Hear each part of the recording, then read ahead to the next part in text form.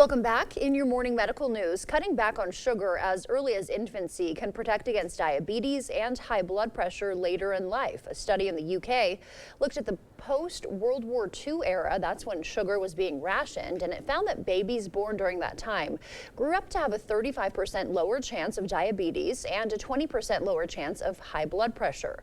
The findings show reducing sugar while pregnant and during a child's first 3 years also has a big impact. There is a growing debate over the $5 billion sperm bank industry and how it's leading to some devastating consequences for children. CBS's Lee Kanairi reports from London.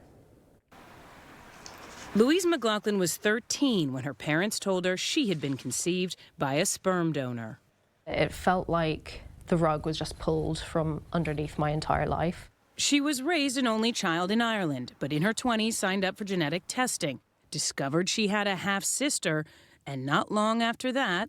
Oh my God, we found our biological dad. We found him within a few hours, and he had a website, and I called him that day. I have a million questions. You might have a million questions. Yeah. I was in London, and I did donate at a clinic there. You're very welcome to have called me. And to hear this man say, "You're very welcome," I feel guilty because I know that that's not the story and that's not the happy ending that everyone gets. Why are you putting so many children on this earth? A recent Netflix documentary sparked debate about a largely unregulated industry. It featured Jonathan Mayer from the Netherlands, who was able to father hundreds of children. I am a very good donor. I am one of the best donors. His donations may have reached America. Ever existed?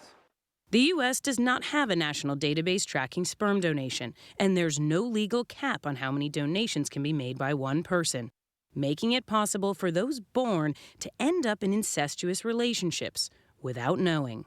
Donor-conceived people have been sounding the alarm on this for years, but we are seeing men who are donating hundreds and thousands of times. Indiana law professor Jody Madeira is an expert in fertility fraud. How does the U.S. compare to other countries when it comes to regulating sperm donation? Well, I think the Wild West is an apt comparison. And if you think that something like a guy with 1,000 kids, donor-conceived kids, is possible in Europe, then the chances are exponentially higher in the United States. From shady secrets to life-changing discoveries. Louise now hosts a podcast, You Look Like Me, that explores the lives of people like her, some discovering they have huge biological families.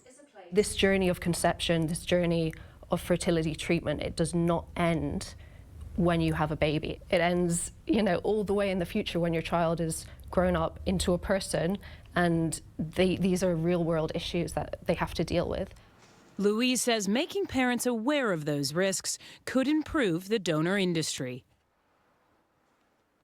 Earlier this year, a Connecticut woman discovered through a DNA test that she had more than 20 siblings and had unknowingly dated one of them in high school.